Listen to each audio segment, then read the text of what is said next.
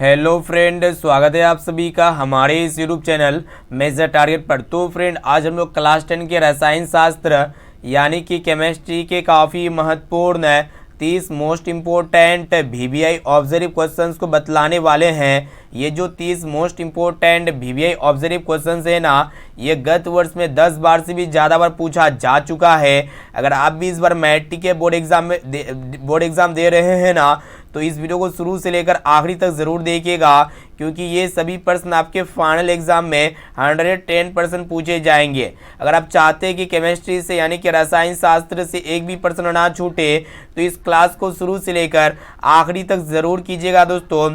और दोस्तों, ये जो सभी प्रश्न है ना, आपका एनसीईआरटी के न्यू पैटर्न पर आधारित है। तो फ्रेंड, फटाफट से वीडियो को लाइक कर दीजिएगा। और दोस्तों, चैनल पर नए हैं ना, तो प्लीज़ दोस्तों चैनल को सब्सक्राइब करके बेल आइकन को प्रेस करके ऑल पर जरूर सेलेक्ट कर लीजिएगा। और दोस्तों, जो भी विद्यार्थी अभी तक हमारे व्हाट्सएप ग्रुप में अब तक नहीं जुड़े हैं, तो जल्दी से मेरा व्हाट्सएप नंबर को सेव कीजिए। 6206076569। सिंपल इस नंबर को सेव करना है। आपको बोलना है कि सर हमें व्हाट्सएप ग्रुप में जोड़ दीजिए, तो हम जो है ना आपको व्हाट्सएप ग्रुप में जोड़ देंगे। और दोस्तों, एक एक क्वेश्चन का आंसर जो है ना आपको लाइव चैट में या फिर कमेंट बॉक्स में कमेंट करके बताते हुए जाना है। तो चलिए देखते हैं यहाँ पे आज का फर्स्ट प्रश्न है, जो कि गत वर्ष में 10 बार से भी ज़्यादा बार पूछा जा चुका है और इस बार भी पूछे ही जाएंगे। तो फ्रेंड, प्रश्न ये रहा है कि श्वसन की क्रिया में कौन सी रासायनिक अभिक्रिया होती है। तो यहाँ पे ऑप्शन ए में आपका दिया हुआ है अवकरण या फिर ऑक्सीकरण, और ऑप्शन सी उदासीनीकरण, और ऑप्शन डी है प्रकाश रासायनिक। तो फ्रेंड, श्वसन की क्रिया में जो है ना ऑक्सीकरण की रासायनिक अभिक्रिया होती है, यानी कि जब श्वसन लेते हैं तो उनके फलस्वरूप ऑक्सीजन की जरूरत होता है। इसीलिए यहाँ पे बी वाला ऑप्शन जो है ना बिल्कुल ही करेक्ट आंसर हो जाएगा। और दोस्तों, भोजन का पचना यह भी एक प्रकार का ऑक्सीकरण की अभिक्रिया के अंतर्गत आते हैं, ठीक है। और दोस्तों, श्वसन जो है ना ये ऊष्माक्षेपी रासायनिक अभिक्रिया के अंतर्गत भी आते हैं। चलिए दोस्तों, देखते हैं यहाँ पे दूसरा नंबर प्रश्न को देखिएगा, जो कि आपके बोर्ड एग्जाम के लिए बहुत ही महत्वपूर्ण है। ये भी प्रश्न जो है ना गत वर्ष में 10 बार से भी ज़्यादा बार पूछा जा चुका है।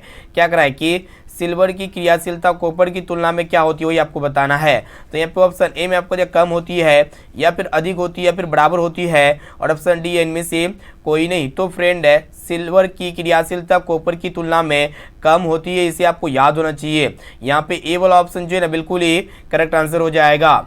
अब चलिए फ्रेंड, देखते हैं यहाँ पे तीसरा नंबर प्रश्न, जो कि आपके बोर्ड एग्जाम के लिए मोस्ट इंपोर्टेंट है।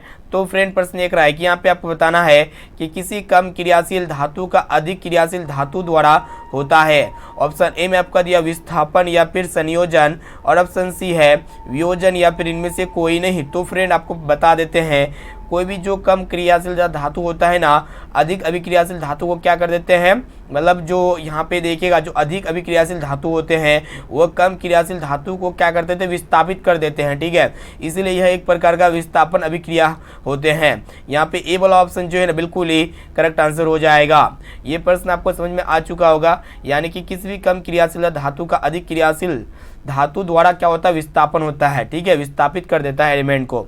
अब चलिए फ्रेंड, देखते हैं यहाँ पे चौथा प्रश्न को देखिएगा, जो कि आपके बोर्ड एग्जाम के लिए बहुत ही इंपॉर्टेंट प्रश्न है। क्या कराएगी, यहाँ पे आपको बताना है कि निम्नलिखित में कौन ऑक्सीकारक है।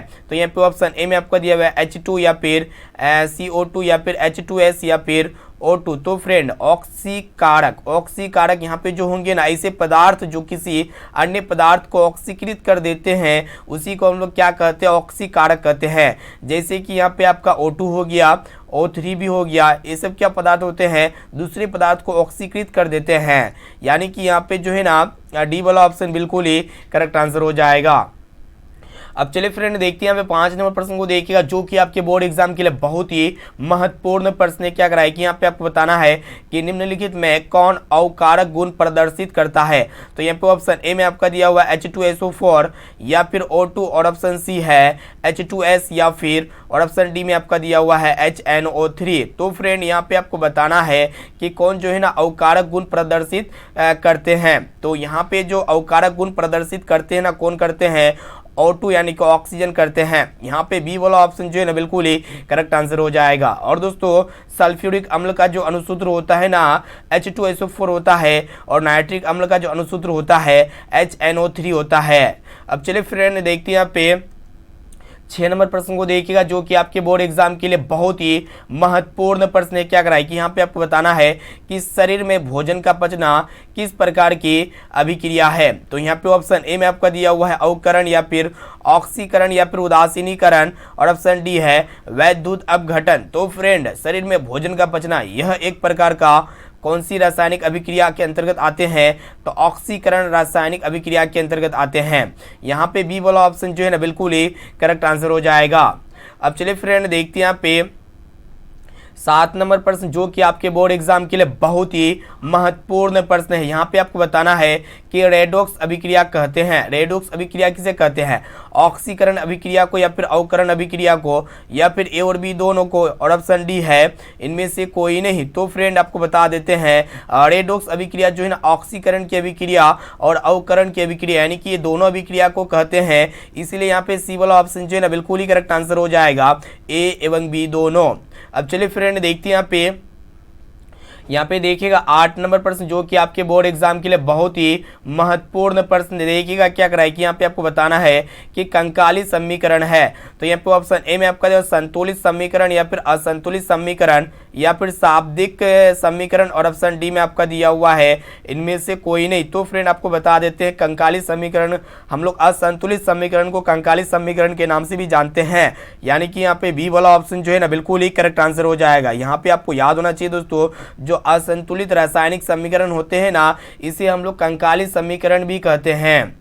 अब चलिए फ्रेंड देखते हैं यहाँ पे 9 नंबर प्रश्न को देखिएगा जो कि आपके बोर्ड एग्जाम के लिए ये भी प्रश्न जो है ना मोस्ट इंपोर्टेंट है। तो फ्रेंड प्रश्न ये कराए कि अभिक्रिया के प्रतिफल में पृथक रूप से ठोस पदार्थ अवस्थित है अभिक्रिया है। ऑप्शन ए में आपका दिया हुआ अवक्षेपण अभिक्रिया या फिर उपचयन अभिक्रिया या फिर संयोजन अभिक्रिया या फिर वियोजन अभिक्रिया। तो फ्रेंड अभिक्रिया के प्रतिफल में पृथक रूप से ठोस पदार्थ अवस्थित है, ठीक है, जो प्रतिफल है उसमें कौन सा पदार्थ मौजूद है, मतलब ठोस पदार्थ मौजूद है, तो उसे हम लोग क्या कहते हैं, अवक्षेपण अभिक्रिया कहते हैं। यानी कि यहाँ पे ए वाला ऑप्शन जो है ना बिल्कुल ही करेक्ट आंसर हो जाएगा। अब चलिए फ्रेंड देखते हैं यहाँ पे 10 नंबर प्रश्न जो कि आपके बोर्ड एग्जाम के लिए बहुत ही महत्वपूर्ण ये भी प्रश्न है। तो फ्रेंड प्रश्न ये कराएगी यहाँ पे आपको बताना है कि वह रासायनिक अभिक्रिया जो प्रकाश का अवशोषण कर घटित होती है कहलाती है। तो यहाँ पे ऑप्शन ए में आपको दे प्रकाश रासायनिक अभिक्रिया या फिर वैद्युत अपघटन अभिक्रिया या फिर उदासीनीकरण अभिक्रिया, और ऑप्शन डी में आपका दे इनमें से कोई नहीं। तो फ्रेंड वह रासायनिक अभिक्रिया जो प्रकाश का अवशोषण कर यानी कि प्रकाश को खींच करके सोख करके घटित होता है, तो इस तरह के रासायनिक अभिक्रिया को हम लोग क्या कहते हैं, प्रकाश रासायनिक अभिक्रिया कहते हैं।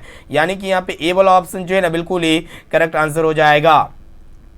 अब चलिए फ्रेंड देखते हैं यहाँ पे नेक्स्ट क्वेश्चन जो कि आपके बोर्ड एग्जाम के लिए बहुत ही महत्वपूर्ण प्रश्न क्या कराए कि यहाँ पे आपको बताना है कि धातु के ऑक्साइड मूलतः होते हैं। तो यहाँ पे ऑप्शन ए में आपको दे भस्मीय या फिर लवण या फिर अम्लीय और या फिर अधातु। तो फ्रेंड जो धातु के ऑक्साइड होते हैं ना यह अम्लीय प्रकृति के होते हैं, और दोस्तों अधातु के ऑक्साइड क्या होते हैं, अधातु जो होते हैं ना वो मतलब क्षारीय प्रकृति के होते हैं, लेकिन धातु के ऑक्साइड क्या होते हैं, अम्लीय प्रकृति के होते हैं। इसीलिए यहाँ पे सी वाला ऑप्शन जो है ना बिल्कुल ही करेक्ट आंसर हो जाएगा। तो फ्रेंड आज की इस वीडियो में हम लोग क्लास 10 के केमिस्ट्री यानी कि रसायन शास्त्र के काफ़ी महत्वपूर्ण है 30 मोस्ट इम्पोर्टेंट वस्तुनिष्ठ प्रश्न को देख रहे हैं। ये जो वस्तुनिष्ठ प्रश्न है ना आपके गत वर्ष में 10 बार से भी ज़्यादा बार पूछा जा चुका है। अगर आप भी इस बार मैट्रिक के बोर्ड एग्जाम देने वाले, आपके साथ जितने भी विद्यार्थी देने वाले हैं ना, तो इस वीडियो को शुरू से लेकर आखिरी तक जरूर देखिएगा। ये वीडियो आपको जो है ना आपके एग्जाम में केमिस्ट्री से फुल मार्क्स दिलाएंगे, इसलिए क्लास आपके लिए काफ़ी इंपॉर्टेंट है। अब चलिए फ्रेंड देखते हैं यहाँ पे 12 नंबर प्रश्न को देखिएगा जो कि आपके बोर्ड एग्जाम के लिए ये भी प्रश्न जो अत्यंत ही महत्वपूर्ण है। क्या कराए कि वह पदार्थ जो जल में घुलकर H+ यानी कि हाइड्रोजन आयन H+ आयन देता है उसे कहते हैं। तो यहाँ पे ऑप्शन ए में आपको भस्म या फिर अम्ल या फिर धातु या फिर अधातु। तो फ्रेंड हम लोग जानते हैं जो अम्ल होते हैं ना वो अपने जलीय विलयन में H+ आयन देते हैं, यानी कि यहाँ पे बी वाला ऑप्शन जो है ना बिल्कुल ही करेक्ट आंसर हो जाएगा। काफ़ी महत्वपूर्ण ये प्रश्न आपके बोर्ड एग्जाम के लिए। अब चलिए फ्रेंड देखते हैं यहाँ पे देखिएगा 13 नंबर प्रश्न जो कि आपके बोर्ड एग्जाम के लिए भी प्रश्न जो है बहुत ही महत्वपूर्ण प्रश्न क्या कराए कि यहाँ पे आपको बताना है कि वह पदार्थ जो जल में घुलकर OH- आयन देते हैं कहते हैं क्या उसे, वही आपको बताना है। तो यहाँ पे ऑप्शन ए में आपका दिया हुआ है अम्ल या फिर क्षार, और ऑप्शन सी है भस्म, या फिर यहाँ पे ऑप्शन डी में आपका दिया हुआ है अधातु। तो फ्रेंड वह पदार्थ जो जल में घुलकर OH- यानी कि हाइड्रोक्साइड आयन देते हैं तो उसे हम लोग क्या कहते हैं, भस्म कहते हैं। इसे आपको याद होना चाहिए, यानी कि यहाँ पे सी वाला ऑप्शन जो है ना बिल्कुल ही करेक्ट आंसर हो जाएगा। अब चलिए फ्रेंड देखते हैं यहाँ पे नेक्स्ट क्वेश्चन को। देखिएगा क्या करा है कि यहाँ पे आपको बताना है कि अम्ल तथा भस्म की शक्ति ज्ञात करने हेतु इनमें से प्रयोग करेंगे, किसका प्रयोग करेंगे। तो यहाँ पे ऑप्शन ए में आपका दिया हुआ है लेक्टोमीटर का, या फिर ऑप्शन बी में आपका दिया हुआ स्टेथोस्कोप का, या फिर pH स्केल का, या फिर मीटर का। तो फ्रेंड आपको बता देते हैं, यहाँ पे आपको बताना है कि अम्ल तथा भस्म की शक्ति ज्ञात करने के लिए हम किसका प्रयोग करेंगे, वही आपको बताना है। तो pH स्केल का प्रयोग करेंगे, ये आपको पता होना चाहिए, यानी कि यहाँ पे सी वाला ऑप्शन जो है ना बिल्कुल ही करेक्ट आंसर हो जाएगा। अब चलिए फ्रेंड, और दोस्तों विद्युत धारा मापने वाले डिवाइस का नाम क्या होता है, अमीटर होता है, इसे आपको याद होना चाहिए। और ये जो लेक्टोमीटर होते हैं ना, लेक्टोमीटर का काम क्या होते हैं, लेक्टोमीटर का काम होते हैं दूध की शुद्धता को मापने का काम, ठीक है। और दोस्तों ये इसको का काम क्या होते हैं, हृदय की धड़कन को मापने का काम करते हैं, ठीक है। तो ये आपको सारा पॉइंट आपको याद होना चाहिए। अब चलिए फ्रेंड देखते हैं यहाँ पे 15 नंबर प्रश्न को देखिएगा, जो कि आपके बोर्ड एग्जाम के लिए बहुत ही महत्वपूर्ण है। क्या कराए कि हमारे शरीर का पीएच मान प्रास, यहाँ पे आपको बताना है जो हमारे शरीर का जो पीएच प्रास है ना कितना है, यानी कि पीएच का रेंज कितना है। तो फ्रेंड आपको बता देते हैं हमारे शरीर का जो पीएच मान होता है, यानी कि पीएच रेंज होता है ना, क्या होता है 7.0 से 7.8 पीएच होता है। इसे आपको याद होना चाहिए, यानी कि यहाँ पे ए वाला ऑप्शन जो है ना बिल्कुल ही करेक्ट आंसर हो जाएगा। और दोस्तों एग्जाम में ये भी प्रश्न पूछे जाते हैं कि रक्त का पीएच मान कितना होता है, 7.4 होता है, यहाँ पे आपको याद होना चाहिए ये चीज। अब चलिए फ्रेंड देखते हैं यहाँ पे 16 नंबर प्रश्न को देखिएगा, जो कि आपके बोर्ड एग्जाम के लिए भी प्रश्न जो ना मोस्ट इंपोर्टेंट है। 100% ये सभी प्रश्न पूछे ही जाएंगे। आप कोशिश कीजिएगा कि एक एक क्वेश्चन का आंसर लाइव चैट में या फिर कमेंट बॉक्स में कमेंट जरूर कीजिएगा। तो फ्रेंड प्रश्न एक रहा है कि लवण Na2CO3 का जलीय विलयन का पीएच मान है, ठीक है। यहाँ पे आपको बताना है जो लवण सोडियम कार्बोनेट है ना, इनका जलीय विलयन का पीएच मान क्या होता है, वही आपको बताना है। तो यहाँ पे ऑप्शन ए में आपको 7, या फिर 7 से अधिक, या फिर 7 से कम, और ऑप्शन डी है 8। तो फ्रेंड आपको बता देते हैं जो लवण सोडियम कार्बोनेट यानी कि Na2CO3 का जो जलीय विलयन होते हैं ना, ये क्षारीय प्रकृति का होता है। और दोस्तों इनका जो पीएच मान होंगे ना 7 से अधिक होंगे, इसलिए यहाँ पे बी वाला ऑप्शन जो है ना बिल्कुल ही करेक्ट आंसर हो जाएगा। अब चलिए फ्रेंड देखते हैं यहाँ पे 17 नंबर प्रश्न, जो कि आपके बोर्ड एग्जाम के लिए भी प्रश्न जो ना मोस्ट इंपोर्टेंट है। तो फ्रेंड प्रश्न एक रहा है कि निम्नलिखित में कौन सा आयन लाल लिटमस पत्र को नीला कर सकता है। काफी सिंपल प्रश्न है, हम आपको काफी और पढ़ा चुके ये प्रश्न है, तो आपको पता होना चाहिए जो क्षार होते हैं ना, ये लाल लिटमस पत्र को क्या कर देते हैं, नीला कर देते हैं। और दोस्तों जो क्षार होते हैं यह अपने जलीय विलयन में हाइड्रोक्साइड आयन यानी कि OH- आयन देते हैं, इसीलिए यहाँ पे ए वाला ऑप्शन जो है ना बिल्कुल ही करेक्ट आंसर हो जाएगा।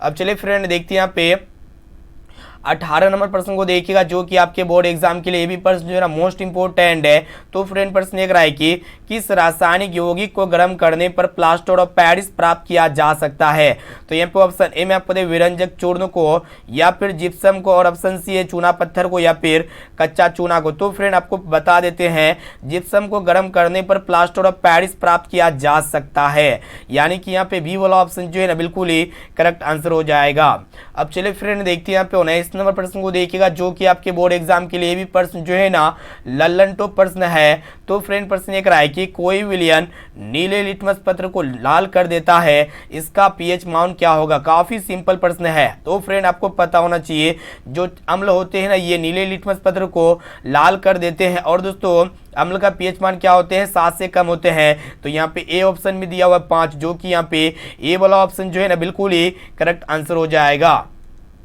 अब चलिए फ्रेंड देखते हैं यहाँ पे 20 नंबर प्रश्न को देखिएगा, क्या करा है कि यहाँ पे आपको बताना है कि ऑक्जेलिक अम्ल का प्राकृतिक स्रोत निम्नलिखित में से कौन है, यानी कि ऑक्जेलिक अम्ल किस में पाए जाते हैं। तो यहाँ पे ऑप्शन ए में आपको संतरा में, या फिर टमाटर में, या फिर सिरका में, या फिर इमली में। तो फ्रेंड ये जो ऑक्जेलिक अम्ल होते हैं ना टमाटर में पाए जाते हैं ऑक्जेलिक अम्ल, इसे आपको याद होना चाहिए। और दोस्तों नींबू, संतरा, मौसमी जितने भी खट्टे पदार्थ होते हैं ना, फल होते हैं ना, उसमें क्या पाए जाते हैं, उसमें आपका सिट्रिक अम्ल पाए जाते हैं। और दोस्तों सिरका में एसिटिक अम्ल पाए जाते हैं, और इमली में टार्टरिक अम्ल पाए जाते हैं। तो यहाँ पे आपको पता होना चाहिए ऑक्जेलिक अम्ल किस में पाए जाते हैं, टमाटर में पाए जाते हैं। और नींबू, संतरा, मौसमी, खट्टे फल में क्या पाए जाते हैं, सिट्रिक अम्ल पाए जाते हैं। और सिरका में एसिटिक अम्ल और यहाँ पे इमली में टार्टरिक अम्ल पाए जाते हैं।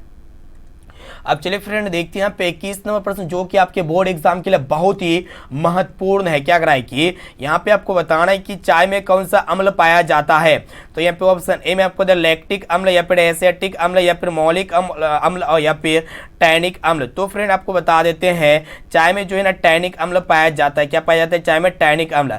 इसे आपको याद होना चाहिए। यहाँ पे डी वाला ऑप्शन जो है ना बिल्कुल ही करेक्ट आंसर हो जाएगा। और दोस्तों आपको अभी भी बताए एसिटिक अम्ल किस में पाए जाते हैं, नींबू, संतरा में पाए जाते हैं। और सेब में क्या पाए जाते हैं, मौलिक अम्ल पाए जाते हैं। और लैक्टिक अम्ल किस में पाया जाता है, दही में पाए जाते हैं। अब चलिए फ्रेंड देखते हैं यहाँ पे 22 नंबर प्रश्न जो कि आपके बोर्ड एग्जाम के लिए बहुत ही महत्वपूर्ण प्रश्न है। क्या कराए कि यहाँ पे आपको बताना है कि टूथपेस्ट में कौन सा रासायनिक पदार्थ होता है। तो यहाँ पे ऑप्शन ए में आपको दिया हुआ है अम्लीय या फिर भस्म या फिर नाइट्रोजन या फिर ऑक्सीजन। तो फ्रेंड टूथपेस्ट में कौन सा रासायनिक पदार्थ होता है, तो भस्म होते हैं। यानी कि यहाँ पे बी वाला ऑप्शन जो है ना बिल्कुल ही करेक्ट आंसर हो जाएगा, क्षार या भस्म। अब चलिए फ्रेंड देखते हैं यहाँ पे 23 नंबर प्रश्न जो कि आपके बोर्ड एग्जाम के लिए भी प्रश्न जो है ना बहुत ही महत्वपूर्ण है। क्या कराए कि यहाँ पे आपको बताना है कि निम्नलिखित में कौन सबसे अधिक अभिक्रियाशील धातु है। तो यहाँ पे सबसे अधिक अभिक्रियाशील धातु कौन है वही आपको बताना है। तो फ्रेंड यहाँ पे सोडियम जो है ना सबसे अधिक अभिक्रियाशील धातु है। सोडियम को हम लोग क्या करते हैं, किरोसिन तेल में डुबो कर रखते हैं। अब चलिए फ्रेंड देखते हैं यहाँ पे 24 नंबर प्रश्न भी आपके बोर्ड एग्जाम के लिए बहुत ही महत्वपूर्ण है। क्या कराए कि यहाँ पे आपको बताना है कि निम्नलिखित में कौन आयनिक यौगिक है। तो फ्रेंड आयनिक यौगिक जिसमें धन आयन और ऋण आयन दोनों आयन होंगे वो आपका क्या होंगे, आयनिक यौगिक होंगे। तो यहाँ पे देखिएगा KCl पोटेशियम क्लोराइड, इसमें धन आयन भी है और ऋण आयन भी है। तो यह एक प्रकार का क्या हो गया दोस्तों, ये आपका आयनिक यौगिक हो गया। यानी कि यहाँ पे सी वाला ऑप्शन जो है ना बिल्कुल ही करेक्ट आंसर हो जाएगा। अब चलिए फ्रेंड देखते हैं यहाँ पे 25 नंबर प्रश्न जो कि आपके बोर्ड एग्जाम के लिए बहुत ही महत्वपूर्ण प्रश्न है। एक क्वेश्चन का आंसर जो है ना आप दोस्तों लाइव चैट में या फिर कमेंट बॉक्स में कमेंट जरूर कीजिएगा और क्लास को शुरू से लेकर आखिरी तक जरूर कीजिएगा। तो फ्रेंड प्रश्न एक रहा है कि ब्रोमीन अधातु की अवस्था होती है। तो फ्रेंड ब्रोमीन अधातु की अवस्था क्या होती है, ठोस होती है या फिर गैस होती है या फिर द्रव होती है या फिर वाष्प होती है। तो फ्रेंड ब्रोमीन एक प्रकार का अधातु है। ये कमरे के ताप पर किस अवस्था में पाई जाती है, तो ये जो है ना द्रव अवस्था में पाई जाती है। यानी कि यहाँ पे सी वाला ऑप्शन जो है ना बिल्कुल ही करेक्ट आंसर हो जाएगा। और दोस्तों एक प्रश्न ये पूछे जा सकते हैं आपके एग्जाम में कि कौन ऐसा अधातु है जो कमरे के ताप पर द्रव अवस्था में पाई जाती है, वो आपका क्या होते हैं, ब्रोमीन होते हैं। ठीक है। अब चलिए फ्रेंड देखते हैं यहाँ पे 26 नंबर प्रश्न जो कि आपके बोर्ड एग्जाम के लिए बहुत ही महत्वपूर्ण प्रश्न है। तो फ्रेंड प्रश्न एक रहा है कि सक्रियता श्रेणी में सबसे अधिक क्रियाशील धातु है। तो यहाँ पे ऑप्शन ए में आपका दिया ओरम या फिर सोडियम या फिर Hg यानी कि पारा या फिर कॉपर। तो फ्रेंड सक्रियता श्रेणी में जो सबसे अधिक क्रियाशील धातु है ना सोडियम है। कौन सा धातु है, सोडियम। और दोस्तों यहाँ पे बी वाला ऑप्शन जो है ना बिल्कुल ही करेक्ट आंसर हो जाएगा। अब चलिए फ्रेंड देखते हैं यहाँ पे नेक्स्ट क्वेश्चन को देखिएगा जो कि आपके बोर्ड एग्जाम के लिए बहुत ही महत्वपूर्ण है। क्या कराए कि यहाँ पे आपको बताना है कि निम्नलिखित में से किसे चाकू से काटा जा सकता है। तो यहाँ पे ऑप्शन ए में आपको लिथियम को या फिर कैल्शियम को या फिर कॉपर को या फिर आयरन को। तो फ्रेंड आपको पता होना चाहिए कि हम लोग 3 ऐसे एलिमेंट है जिसे हम लोग चाकू से आसानी से काट सकते हैं। पहला होता है आपका लिथियम और दूसरा होता है आपका सोडियम और तीसरा होता है आपका पोटेशियम। यानी कि ये तीनों को हम लोग जो है ना दोस्तों चाकू से इजीली आसानी से काट सकते हैं। यहाँ पे ए वाला ऑप्शन जो है ना बिल्कुल ही करेक्ट आंसर हो जाएगा। अब चलिए फ्रेंड देखते हैं यहाँ पे 28वें प्रश्न को देखिएगा जो कि आपके बोर्ड एग्जाम के लिए बहुत ही महत्वपूर्ण है। क्या कराए कि निम्नांकित में कौन उपधातु है। तो यहाँ पे उपधातु आपको बताना है। ऐसे में तो 7 उपधातु होते हैं दोस्तों। क्या क्या होते हैं, यहाँ पे 7 में से एक उपधातु का नाम है एंटीमनी, जिसको हम लोग क्या कहते हैं, Sb कहते हैं। यह एक प्रकार का क्या है, उपधातु है। इसीलिए यहाँ पे जो है ना डी वाला ऑप्शन बिल्कुल ही करेक्ट आंसर हो जाएगा। ठीक है। अब चलिए फ्रेंड देखते हैं यहाँ पे नेक्स्ट क्वेश्चन को देखिएगा जो कि आपके गत वर्ष में काफी बार पूछा जा चुका है और इस बार भी पूछे ही जाएंगे। क्या कराए कि लोहे को संक्षारित होने से बचाने के लिए उसकी सतह पर किसका लेप चढ़ाना लाभकारी है। तो यहाँ पे ऑप्शन ए में आपको क्रोमियम का या फिर एनोडीकरण का या फिर पेंट सीमेंट करके या फिर यसद लेपन करके। तो फ्रेंड आपको पता होना चाहिए लोहे को संक्षारित होने से बचाने के लिए उसकी सतह पर किसका लेप चढ़ाना लाभकारी होते हुए आपको बता देना है। ठीक है, तो यहाँ पे इसका राइट आंसर कमेंट करके बता सकते हैं या फिर हम ही इसका राइट आंसर बता देते हैं। ठीक है, इसका राइट आंसर क्या होना चाहिए, यसद लेपन करके। यहाँ पे जो है ना डी वाला ऑप्शन बिल्कुल ही करेक्ट आंसर हो जाएगा।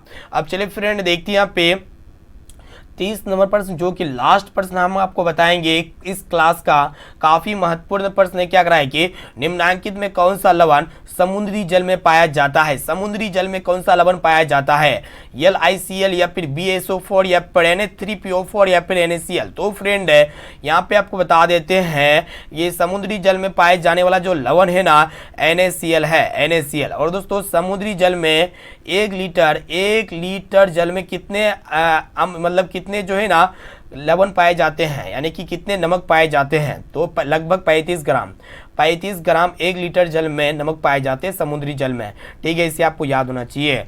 तो फ्रेंड यहाँ पे हम लोग फाइनली जो है ना क्लास 10 के केमिस्ट्री के काफ़ी महत्वपूर्ण है 30 पूरे निचोड़ प्रश्न को देख चुके हैं। ये जो 30 प्रश्न थे ना आपके बोर्ड एग्जाम के लिए अत्यंत ही महत्वपूर्ण है। आप कोशिश कीजिए कि एक एक क्वेश्चन को अच्छी तरह से याद करने का। और दोस्तों आप हमें कमेंट करके बताइएगा कि 30 प्रश्न में से आपको पहले से कितना प्रश्न आंसर याद था। इसका जवाब आपको इसी वीडियो में कमेंट करके बता देना है। और दोस्तों इनके साथ साथ ESW क्वेश्चन का आंसर क्या लगता है। यहाँ पे प्रश्न लेकर आए कि अभी तक कितने तत्व ज्ञात है। तो यहाँ पे देखिएगा 4 ऑप्शन है जिनमें से आपको एक इसका राइट आंसर होगा। जल्दी से कमेंट करके आप हमें इसी वीडियो में जल्दी से फटाफट से बता दीजिएगा। और दोस्तों इसका PDF डाउनलोड करने के लिए जो भी विद्यार्थी इसका PDF प्राप्त करना चाहते हैं तो आप मेरा व्हाट्सएप नंबर में जुड़ सकते हैं। ये मेरा व्हाट्सएप ग्रुप है 6206076569। सिंपली इस नंबर को सेव करना है। आपको बोलना है कि सर हमें व्हाट्सएप ग्रुप में जोड़ दीजिए, तो हम जो है ना आपको व्हाट्सएप ग्रुप में जोड़ देंगे। और दोस्तों इस वीडियो को आप अपने दोस्तों में सोशल मीडिया प्लेटफॉर्म में जरूर शेयर कीजिएगा जितना भी आपका दोस्त तैयार है, ताकि वो अच्छी तरीके से तैयारी करके बोर्ड एग्जाम में 480 प्लस मार्क्स उत्तीर्ण कर पाए। तो फ्रेंड फिर मिलते हैं यहाँ पे अगले क्लास में। आज के लिए इतना ही, थैंक यू।